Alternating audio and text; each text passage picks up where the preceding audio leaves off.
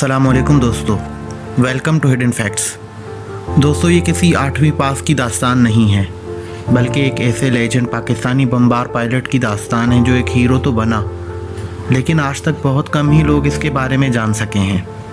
और ये हीरो तारीख की गुमनामियों में ही दफन होकर रह गया। पाक भारत जंग शुरू हुई तो पाकिस्तान के B-57 बमबार तैयारों ने रात के अंधेरों में भारतीय अड्डों पर हमला बोल दिया।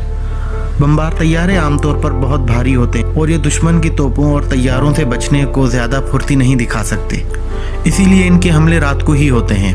और ये तैयारे ज़मीन के पास से रेडार से बचते हुए अपने हदफ पर पहुंचते हैं। जब ये तैयारे हदफ पर पहुंचते हैं तो ये एकदम तैयारे ऊपर की जानिब खींच कर हदफ पर डाइव करते हैं और ये एक झटके में अपने तमाम तर बम गिराते हुए दुश्मन के होशियार होने से पहले ही उनकी तोपों से बचकर रेडार की रेंज से बाहर हो जाते हैं। पाकिस्तानी B-57 तैयारे 500 पाउंड के 8 बम लेकर जा सकते थे और इसी तरीके से फॉलो करते हुए एक ही हमले में 8 बम गिराकर आगे निकल जाते थे। लेकिन ऐसे हमले में ये लाजिम नहीं होता था कि 8 के 8 बम निशाने पर लगें। अक्सर ऐसा हो जाता था कि 2 बम एक ही टारगेट पर गिरते थे, जिसकी वजह से एक्यूरेसी कम रह जाती थी। लेकिन इस तैयारे के हमला करने का तरीका इंतहाई महफूज था। लेकिन भारतीयों की हैरत की इंतहा न रही जब जंग की पहली रात आदमपुर एयरबेस पर एक अकेले B-57 तैयारे ने हमला किया। लेकिन ये तैयारा और इसका पायलट कोई आम तैयारा और पायलट न था। तैयारा पहले गोते खाता आया और एकदम से बम गिराकर आगे बढ़ गया। भारतीयों का पहला रिएक्शन यही था कि बाकी बम किसी खराबी के बायस नहीं गिर, लेकिन वो हैरान रह गए जब ये बमबार तैयारा दोबारा घूम के आया और फिर गोता लगाकर एक और बम गिराकर टारगेट को निस्तो नाबूद करके आगे निकल गया। इस दौरान भारतीय तैयारा शिकन तोपों ने हवा में गोलियों का जाल बुन लिया था, लेकिन वो इस बमबार तैयारे के पायलट को कोई जल्दी न थी, ना ही उसे अपनी जान का खौफ था। वो फिर दोबारा आया और एक और टारगेट पर अपनी पूरी एक्यूरेसी के साथ एक और बम गिराकर आगे निकल गया। यूं इस बमबार तैयारे ने हर बम एक एक करके चक्कर लगाते हुए गिराया। यूं उसने तमाम टारगेट को बगैर कोई बम ज़ाया किए हुए बड़ी गौर व फिक्र के साथ नीस्तो नाबूद कर दिया। इस पायलट ने अपनी जान को खतरे में ज़रूर डाला, लेकिन इसने 8 बम इंतहाई अहम हदफ पर गिराए और इनको तबाह कर दिया। यूं इसकी एक्यूरेसी 100% रही।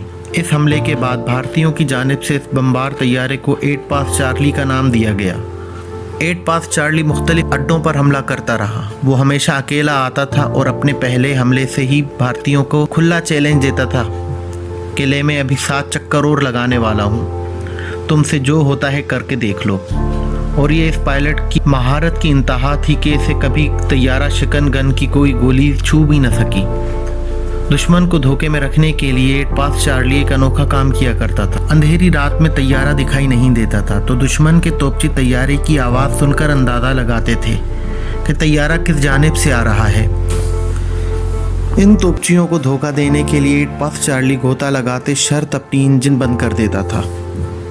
अगरचे इसकी वजह से तैयारा संभालना नहायत मुश्किल होता था, लेकिन भारतीय तोपचियों को इस तैयारे का पता ही तब चलता था जब वो बम गिराकर जा चुका होता था और वो इसके बाद इंजन ऑन करता और पलक झपकते ही उनकी रेंज से निकल जाता था। एक भारतीय पायलट पेडी अर्ल के 8 पास चार्ली के बारे में अल्फाज ये हैं: मैं उस पाकिस्तानी पायलट के लिए इंतहाई इज्जत के जज्बात रखता हूँ जिसने हमारी ज़िंदगियों का सुकून बर्बाद करना बहुत पसंद था।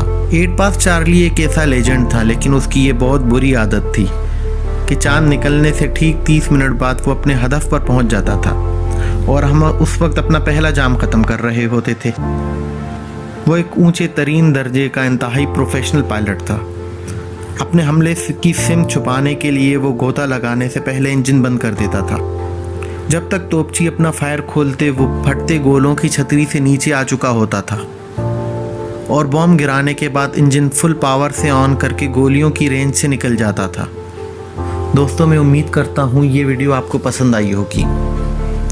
ऐसी मज़ीद वीडियोस देखने के लिए आप हमारे चैनल को सब्सक्राइब करें और बेल आइकन को दबाना ना भूलें। शुक्रिया।